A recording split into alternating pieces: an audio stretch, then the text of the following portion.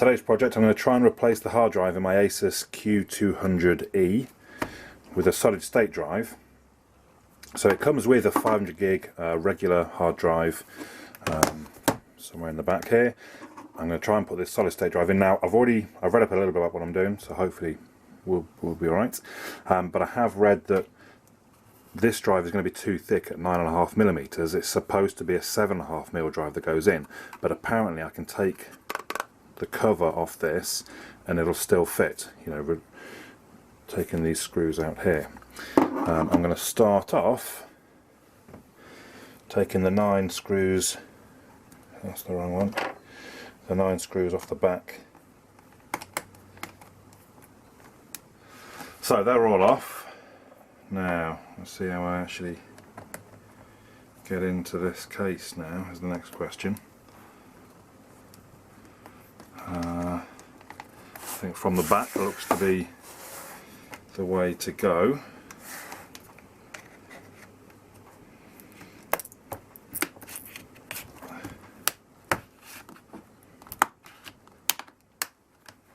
You can hear it kind of popping. So I run my tool, my plastic tool along the edges.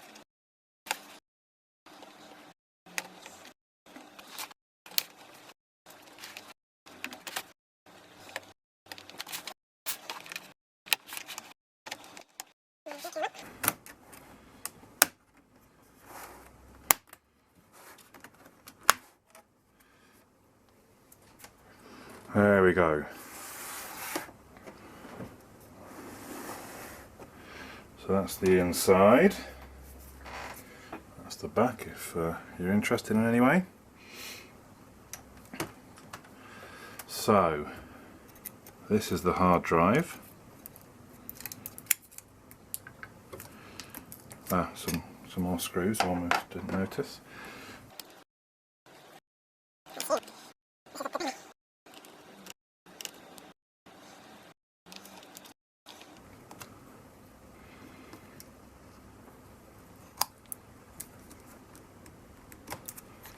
There we go. So that's the hard drive out. It's got like soft padding along the edge there. I guess, yeah, that is kind of a side bracket by the looks of it. So I think the next step, I'm going to just double check that I can get the case off this hard drive. This hard drive is formatted, but as long as it fits, so I'll check that first.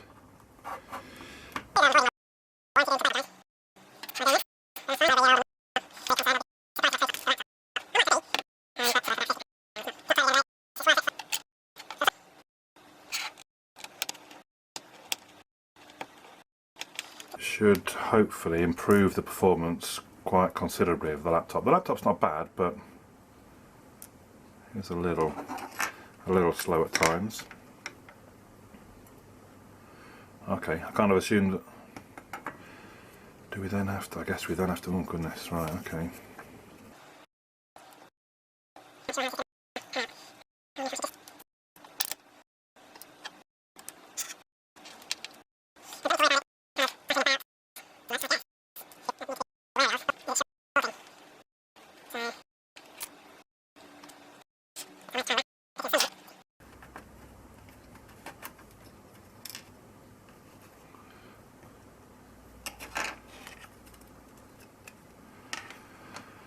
So there is the solid state drive. Wow, and that is thin. So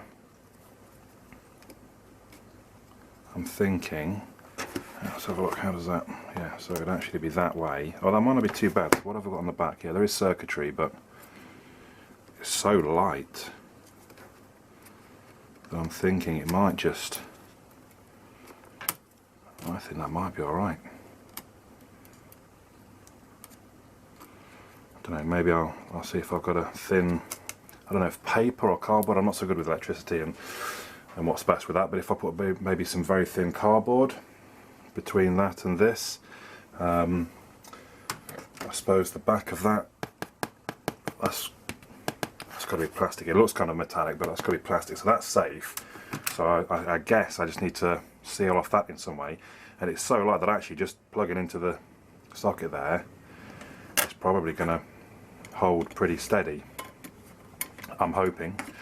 Now the next issue I have, because this laptop doesn't have a DVD drive or CD drive, so I'm going to need to clone the original drive, which is that, onto the new drive.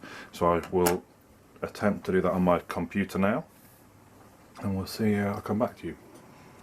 So I've got both the smaller drives plugged into my main PC. I've actually unplugged my sort of storage hard drive to make sure I've got enough SATA ports to plug them in. It's taken a bit of doing, but finally I'm now cloning the original 480 meg or 500 meg onto the 128 meg SSD using HD Clone 4.3 Professional Edition. You'll need to get hold of that, well, or something similar that can clone the drive basically. Okay, we're basically at the moment of truth. Try it the wrong way around, I think. There we go.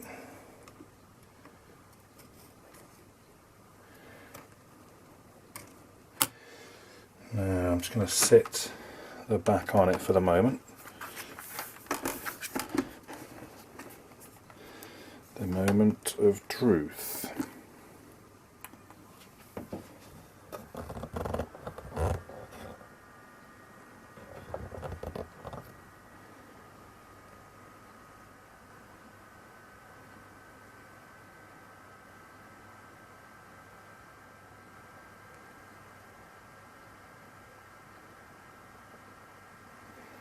That would appear to have worked.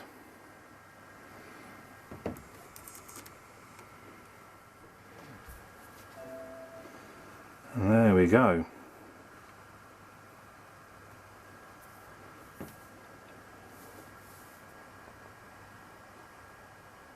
I think what I wanted to do, because I did a bit of hacking around with the partition sizes trying to make one fit on the other, which I probably didn't need to have done.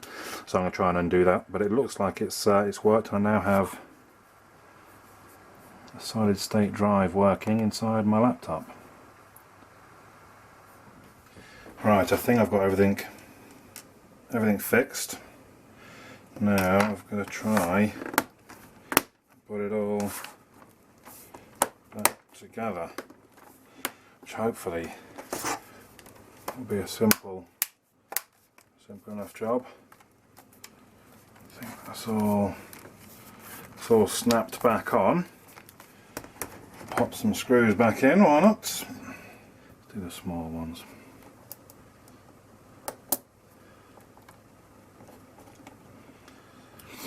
Right.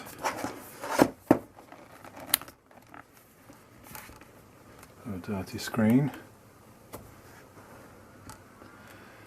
Should hopefully find this boots straight up.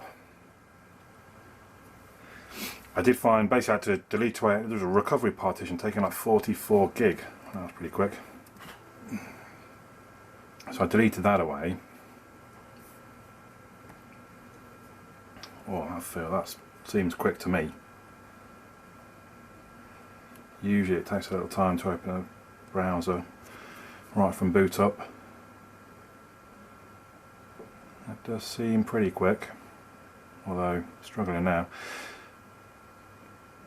It's a bit tricky because I think the memory's probably slowing it down a bit as well, but I don't think the memory's changeable, so I think I read that it's glued in, which is a shame. But there we go, and I actually have, so that's all working fine. I actually have the second drive. I've used them both, and I actually installed Ubuntu on that one, so I plugged it in. I downloaded a little tool which basically installed the Ubuntu ISO onto there. Plugged it in the side, booted up in, it boots me to the BIOS when there's like a blank hard drive in, like this was. And the only thing I had to do was there was something in the boot up options where I had to turn a particular option on. I forget what it's called, only two options.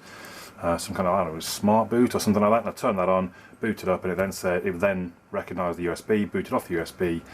The Ubuntu ISO said, do you want to just run it or do you want to install it? And I said I want to install it, so I've got Ubuntu in, and Ubuntu does seem very quick. With an SSD, running on the i3 in the laptop here. So all in all, I'm quite pleased with that. So there you go. This is the Asus Q200E. I bought it well over a year ago now in America, and I've just upgraded it to a solid state drive. Job done.